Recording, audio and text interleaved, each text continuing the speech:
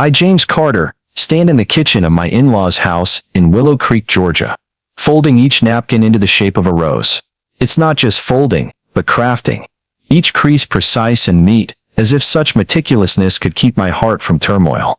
At 45, a construction engineer, I'm used to keeping my emotions in check, but tonight, the air in this house smells of tension. Not the smell of burnt food. Sarah, my wife, never lets food burn. It's just an underlying pressure, thick and heavy, like in those southern suburban homes that try to appear perfect despite cracking inside. I arrange the napkins on white porcelain plates, soft fabric roses placed beside silver cutlery, like something from the Southern Living magazine my mother-in-law, Clara, loves to show off. I don't expect anyone to notice. By 6:45 p.m., the dining room is full. Ethan, Sarah's brother, sits across from me, surrounded by congratulations and the clink of glasses.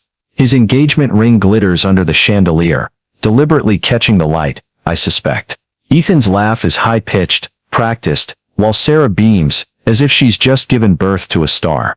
I sit there, with my wife's family, in the same room, but like I'm on another planet. I smile when needed, nod when asked, and quietly pass the mashed potatoes, which no one thanks me for.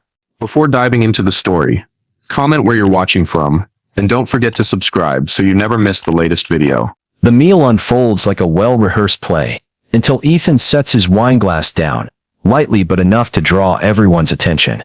We're planning a small, elegant wedding soon, he says, his voice sweet, eyes locked on me. A few months from now, there's murmuring, cooing, and a whistle from Miley, Ethan's fiancée, who seems unaware of the storm brewing. Sarah seizes the moment.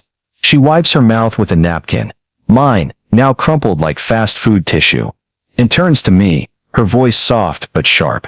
You know what would be great, James, she says. If you gave Ethan a car for the wedding. A BMW, maybe. Something reliable, like you've always been. Silence crashes in, as if someone muted the room. Ethan blinks twice, his smile feigning humility. Oh, only if you want to, James, he says. But the whole table hears the expectation. Miley looks down at her vegetables, avoiding my gaze. My father-in-law Henry sighs, the disappointed sigh he uses when I do something he disapproves of. Clara touches her chest, as if I've just refused to save the world. I grip my water glass, knuckles tightening. I haven't heard about this before. I say, my voice calm, though my heart pounds. I haven't considered it. Sarah tilts her head, her smile turning strained. You mean no, she says, her voice like a velvet-wrapped arrow. Ethan whispers, loud enough for the room to hear. I knew it, sis. He always thinks he's above us. I frown. No one said that. I reply, keeping my voice steady, but my stomach twists, like I've swallowed a stone. Henry, his voice low like a final judgment, speaks without looking at me. After all this family has done for you. Clara chimes in, her tone pitying. James, you always hold your kindness like something to be rationed. I take a sip of water, my hand trembling slightly, trying not to let the glass slip. No one asks about my job, the apple pie I brought, or notices the napkins I folded. One, I notice, lies crumpled on Clara's lap, as if the time I spent was worthless. I don't expect thanks. I stopped expecting that long ago. But I didn't expect to be criticized for daring to set a boundary. As the meal ends, chairs scrape against the hardwood floor. Miley helps Clara clear plates. Ethan scrolls through his phone, probably posting dinner photos to Instagram. I head to the kitchen, avoiding everyone's eyes, to grab the pie container. Sarah passes by, not looking at me, whispering near my shoulder. It's not too late to do the right thing, James. Her voice isn't pleading, but a warning. I open the drawer near the sink, looking for a towel, but my eyes catch another napkin, stained with sauce, tossed in like trash. I say nothing, but a spark ignites in my chest. Not anger, but memory. The house on Maple Grove Lane, the one I built with sweat and savings, so Sarah's family could have a home, when Henry was sick, flashes in my mind. They know I paid for it, but they chose to forget, and tonight, they called me a traitor. Just because I didn't give Ethan a car. I drive home in silence. No radio, not wanting any sound to muddle the whirlwind of thoughts spinning in my head.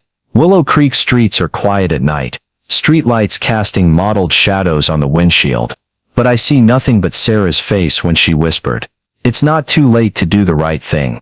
Those words weren't a plea, but a velvet-wrapped dagger, sharp and cold. I've always kept my cool, but tonight, I gripped the steering wheel to keep from shouting. I stop in front of my own place, a small apartment on the outskirts, not as grand as the house on Maple Grove Lane, but mine. My 10-year-old Toyota Camry squeaks when I turn it off, each scratch on the door a story.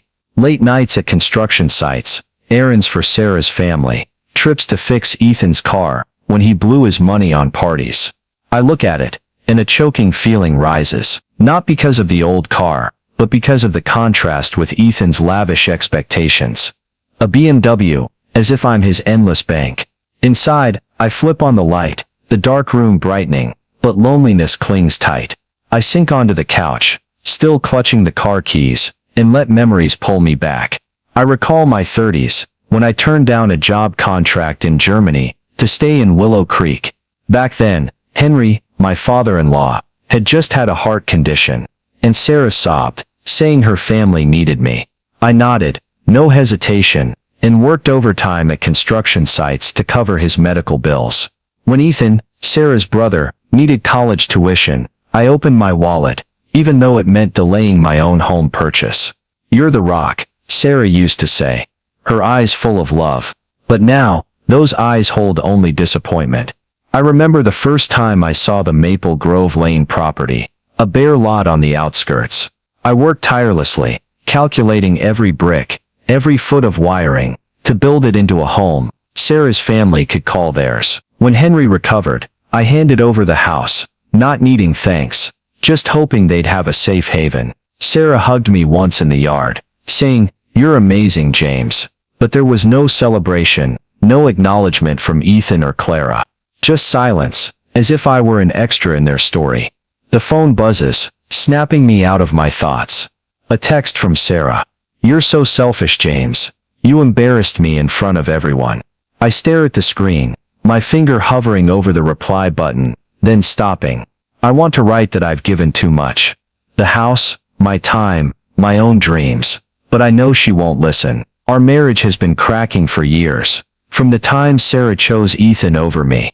Like when she canceled our anniversary trip to throw Ethan a birthday party, or scolded me for not lending him money for a new car. Family is everything, she always says. But I'm starting to wonder, am I really her family?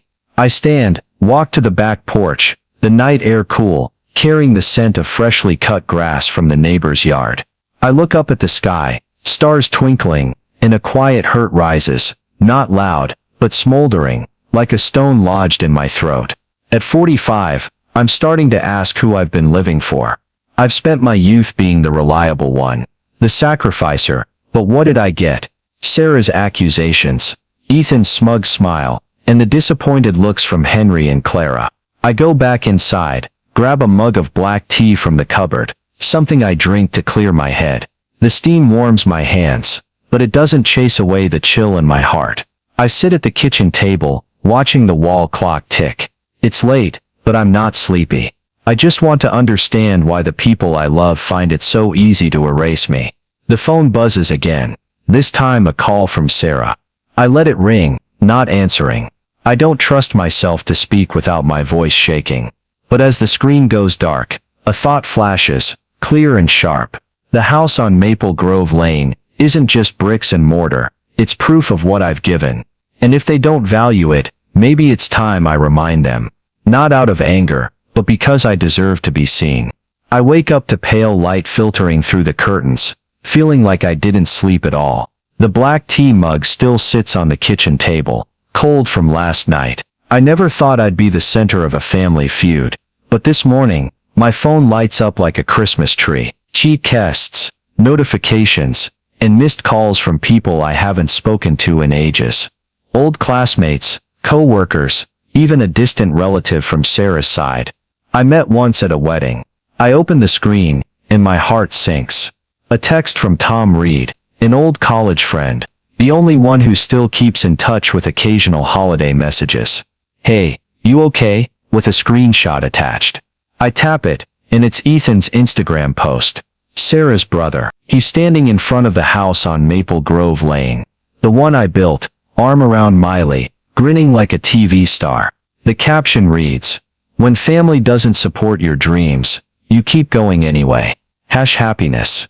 Issa Choice." Sarah shared the post, adding family is everything, but not everyone gets it.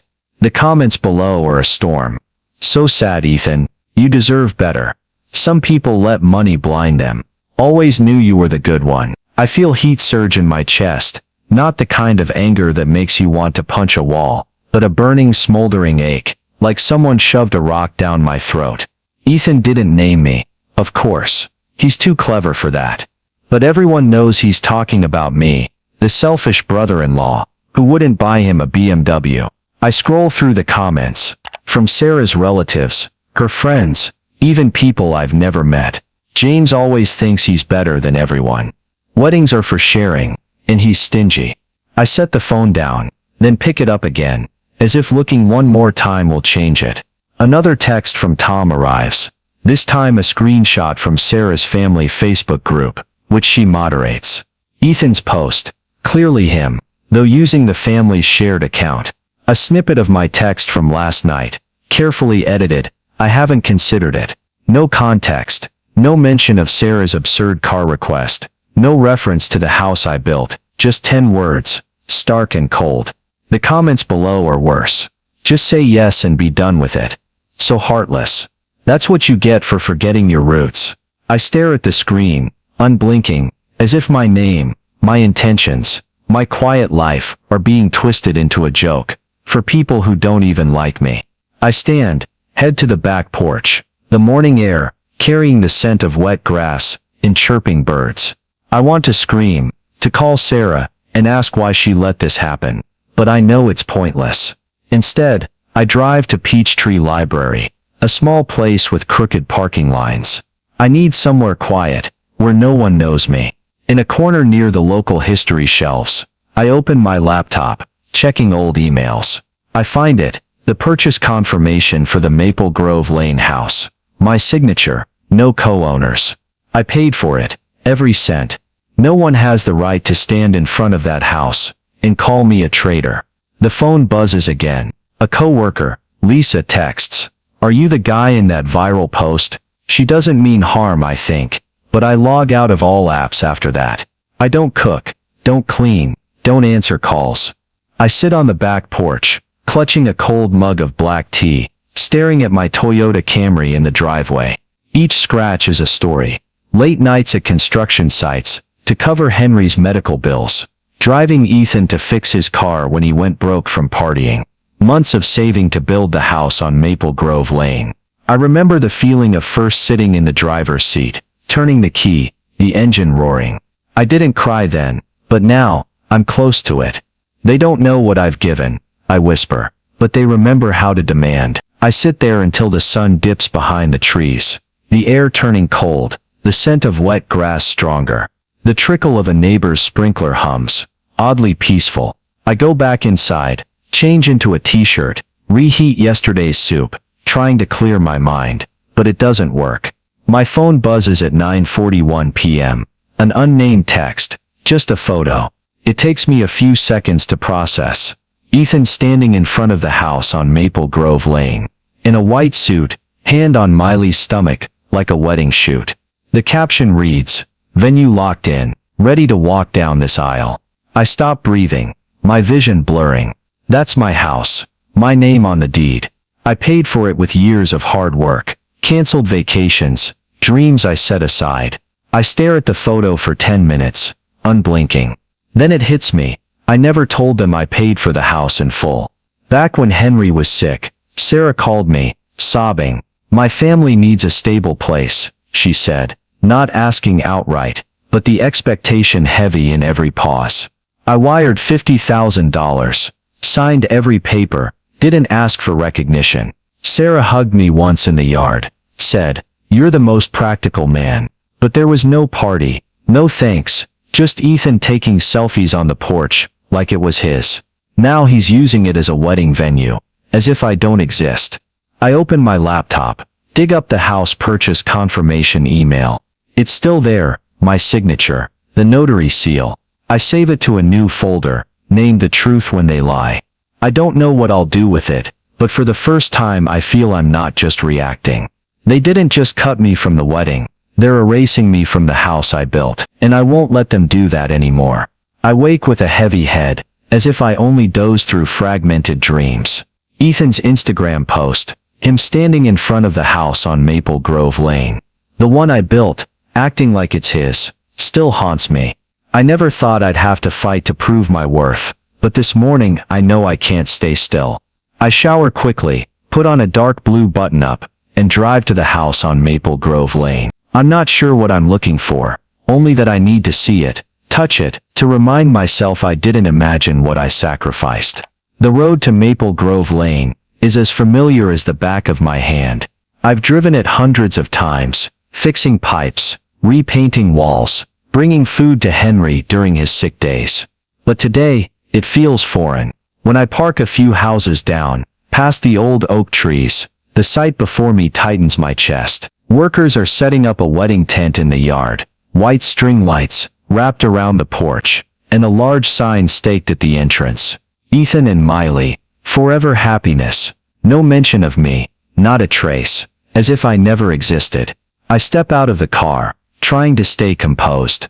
A young guy in a vest, earpiece in, looks at me and smiles. "You the planner?" he asks, holding a clipboard. I blink, my mouth opening, then closing. "Sorry," I say. "The wedding planner," he repeats, glancing at the house. I don't answer, just turn away before the anger rising in me spills into words I can't control. I don't drive off. I walk a loop around the neighborhood, breathing deeply, trying to let the cool air soothe my burning chest.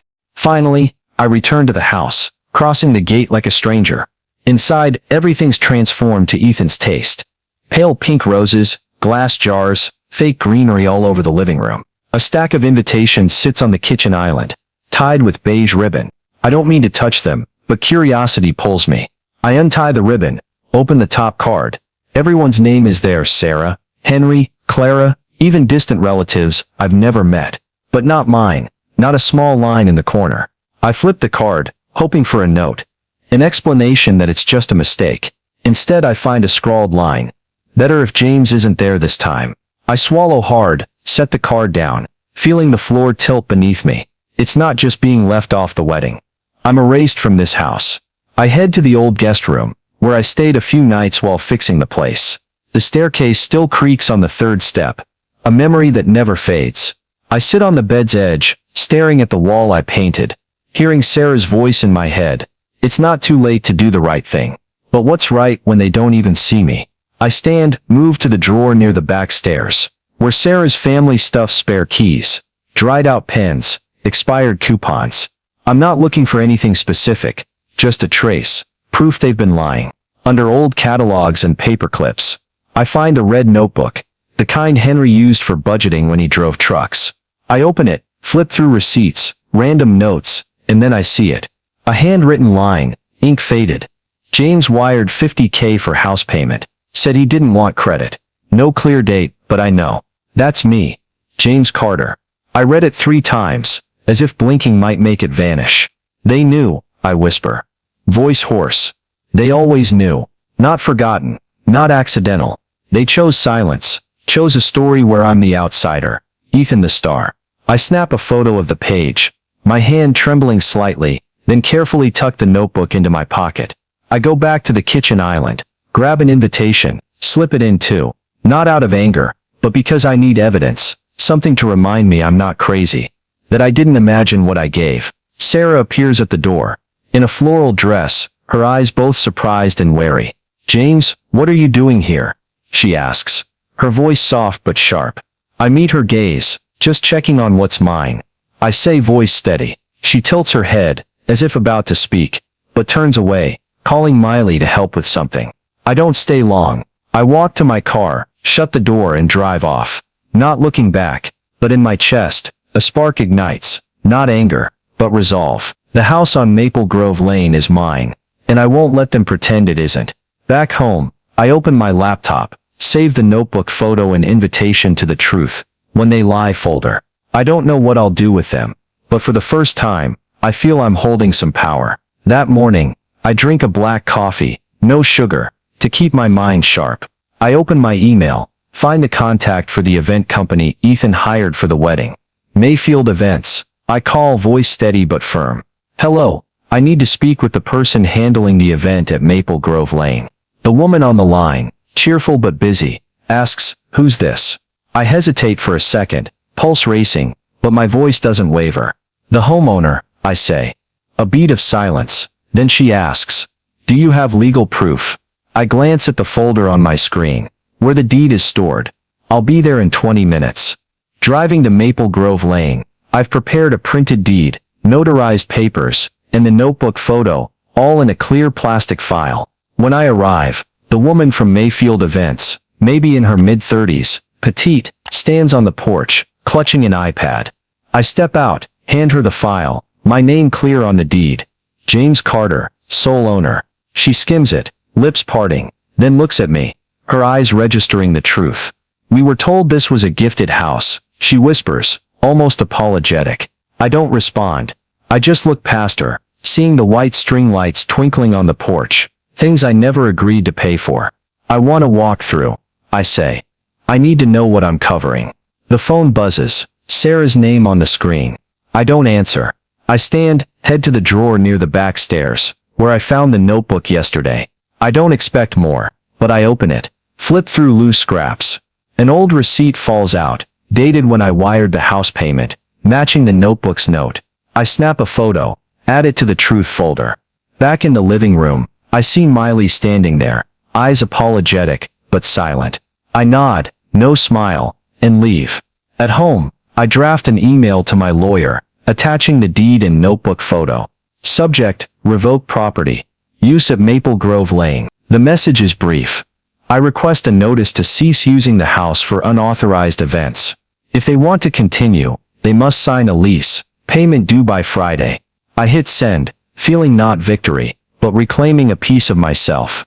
I don't want to ruin Ethan's wedding, but I won't let them stand on my work and call me a traitor.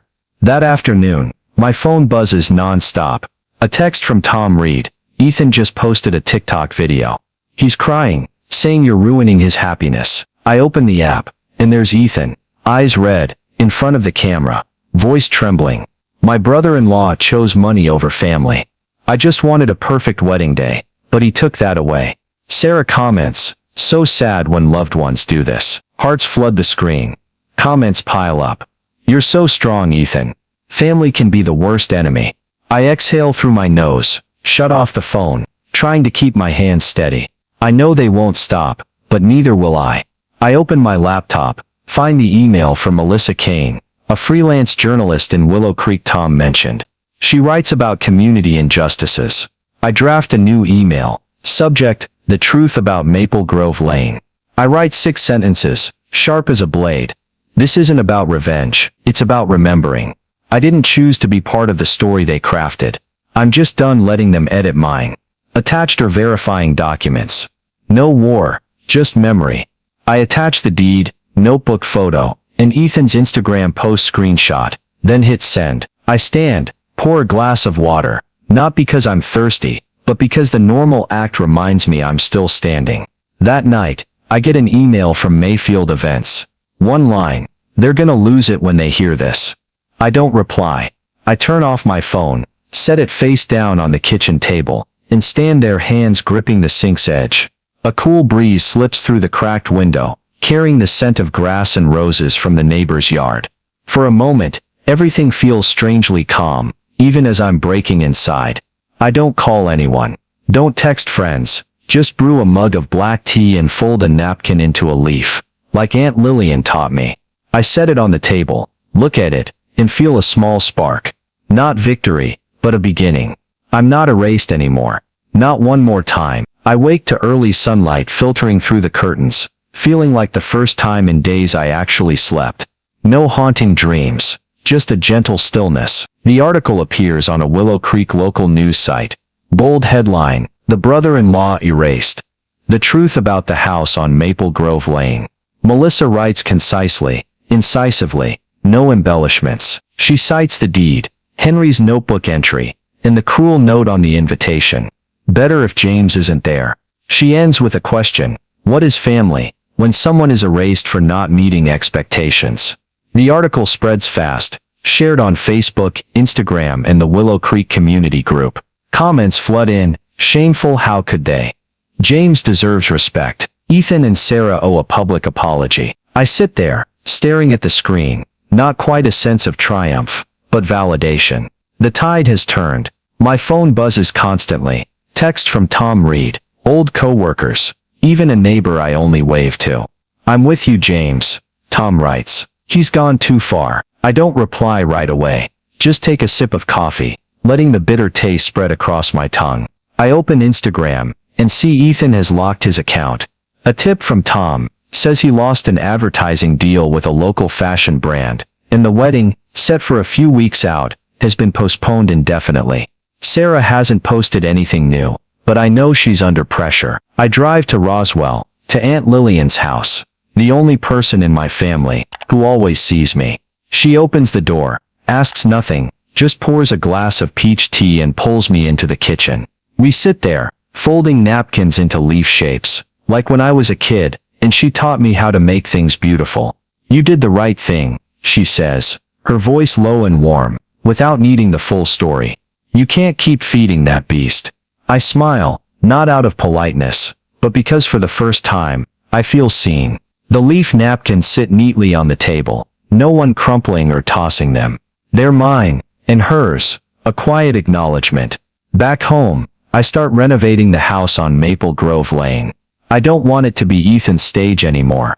I repaint the living room walls, choosing a deep blue, the color of the sky after a storm. I swap the glossy silk curtains for simple linen ones, letting natural light flood in. I remove the glass jars and fake greenery, restoring the space's honesty. Each brushstroke, each nail I hammer, is a way I reclaim the house and myself. I'm not doing it out of anger, but because I deserve a place that's mine. That night, I get a text from an unknown number. I open it, a voice recording, barely a minute long. Miley's voice, shaky, hesitant. James, I knew you paid for the house. Ethan told me, after we got engaged, he said you didn't want credit, and I didn't say anything. That was my mistake.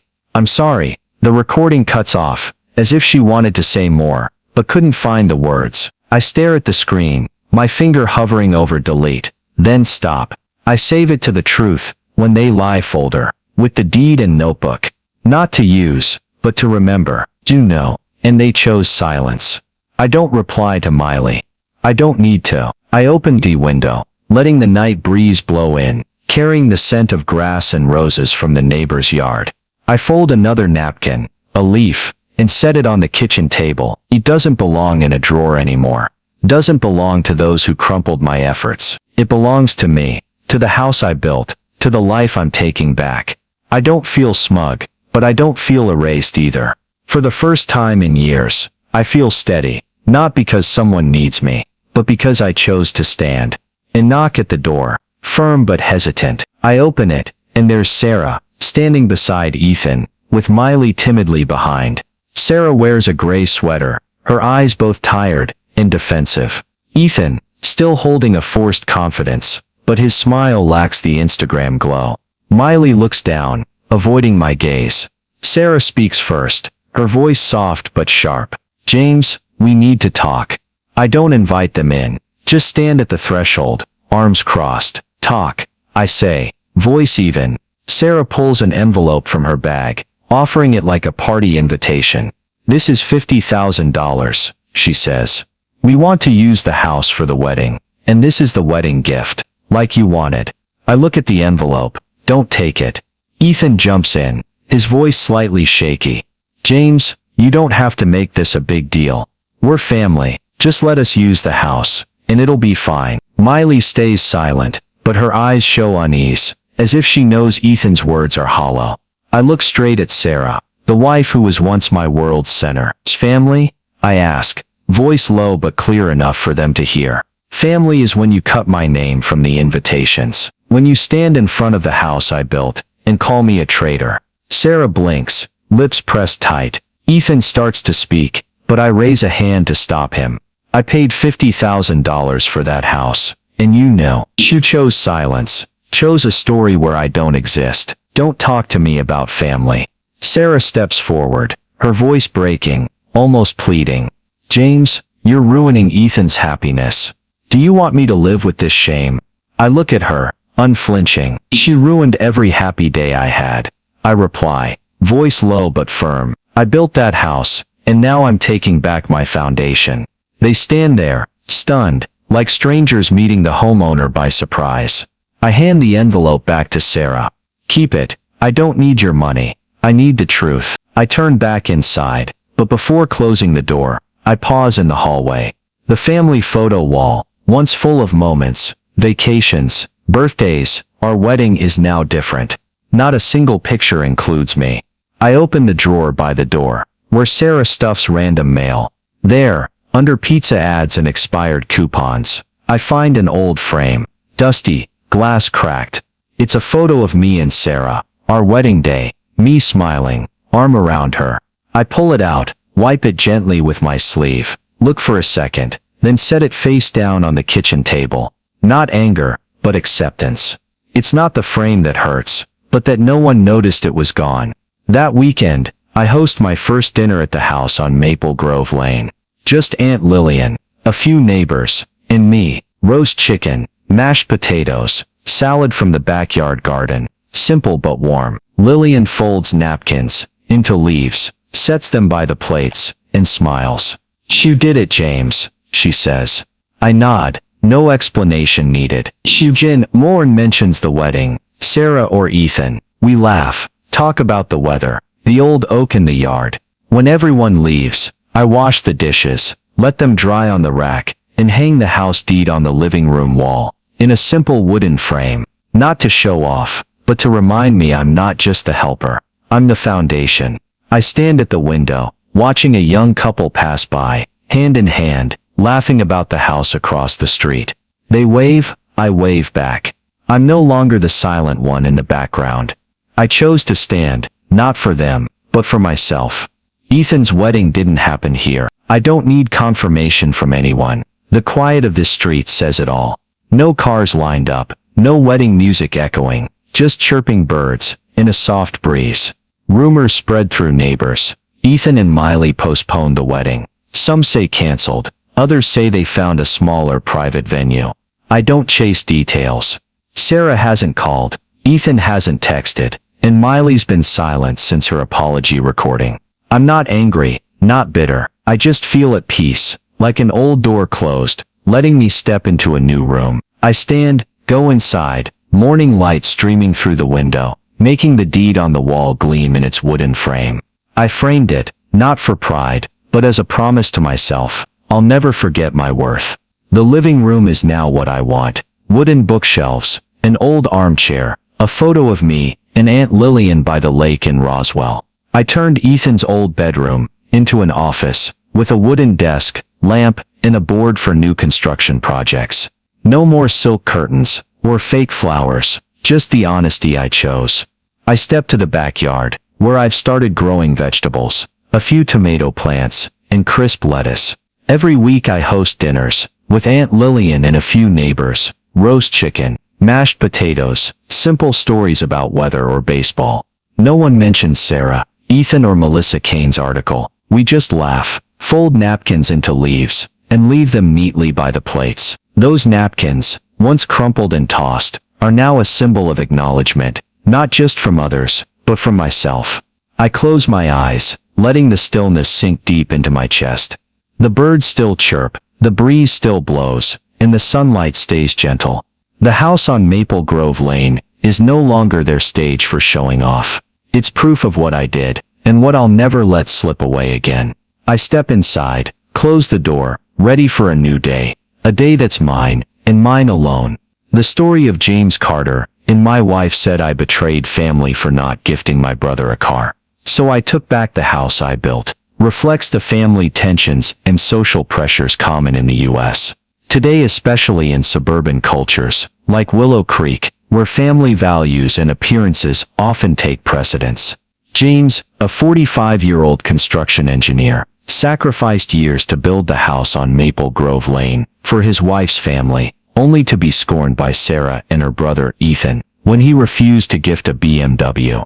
Being cut from the wedding invitations and smeared on social media like Instagram and TikTok mirrors the digital age's reality, where platforms can amplify family conflicts and twist truth into manipulation. James's actions, sending documents to journalist Melissa Kane and hanging the deed as a reminder, show he learned to assert his worth, a vital lesson in American society, where individuals often struggle to be recognized amid collective pressures. The lesson from the story is set clear boundaries and protect your worth, even if it sparks conflict with family. In American culture, where social media and public opinion can easily distort truth, keeping evidence like James did, deed, notebook, and seeking outside support, journalist lawyer, is a way to safeguard yourself. The leaf-shaped napkin, from being crumpled to a symbol of healing, reminds us that true acknowledgement starts within. Learn from James. Don't let family ties or social pressures make you forget your effort and dignity. At 45, James redefined himself, and you can too, by prioritizing yourself, not out of selfishness, but to survive and live true to your values. Subscribe to the channel to follow journeys of self-discovery and real family stories. Thanks for joining me. See you in the next video.